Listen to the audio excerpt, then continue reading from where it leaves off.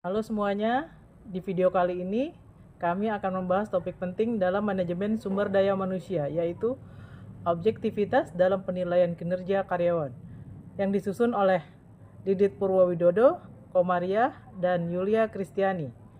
Program Studi S1 PJJ Manajemen Universitas Cyber Asia, dengan dosen pengampu Dr. Yusuf Setiadi, SS, TMK, MM, MHAM, pada tanggal 24 Juli 2025. Dalam dunia kerja saat ini, penilaian kinerja menjadi alat penting dalam pengelolaan sumber daya manusia.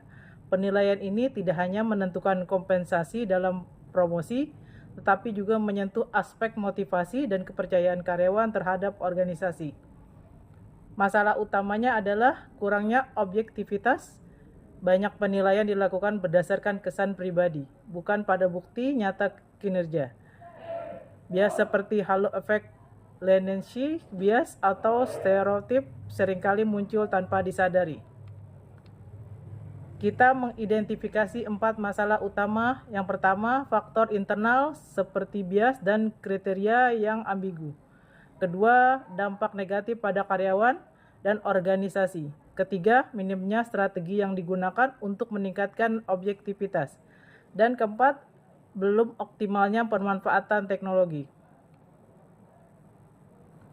Untuk mengatasi permasalahan tersebut, organisasi dapat menerapkan berbagai strategi berbasis teori dan praktek manajemen. Pertama, menggunakan indikator kinerja SMART dan metode BARS atau BOS dapat memberikan standar yang terukur dan konsisten. Yang kedua, pelatihan penilaian secara berkala, penting untuk meningkatkan kesadaran akan bias yang mungkin muncul. Ketiga, penerapan sistem penilaian 360 derajat memungkinkan evaluasi dari berbagai sudut pandang. Keempat, dokumentasi kinerja harus dilakukan secara sistematis agar penilaian didasarkan pada data aktual. Terakhir, teknologi seperti sistem manajemen kinerja berbasis AI dan machine learning menjadi alat modern yang dapat mendeteksi pola dan mengurangi objektivitas secara signifikan.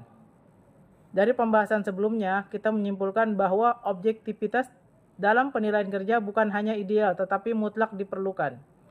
Ketiga, penilaian dilakukan secara adil dan berdasarkan data yang valid. Maka kepercayaan karyawan terhadap organisasi meningkat. Hal ini mendorong motivasi, produktivitas, dan komitmen yang lebih tinggi.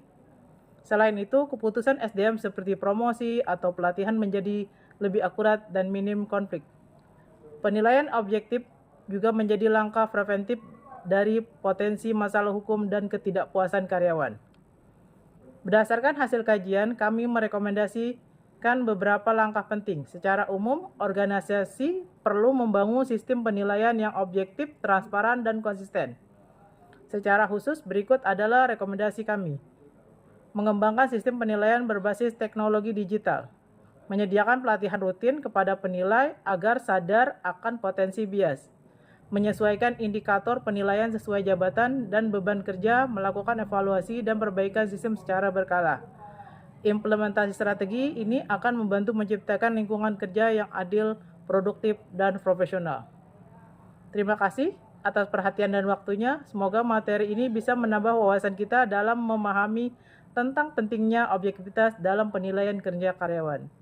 Karena penilaian kinerja yang adil dan akurat sangat berperan dalam meningkatkan motivasi kinerja dan keputusan strategis SDM.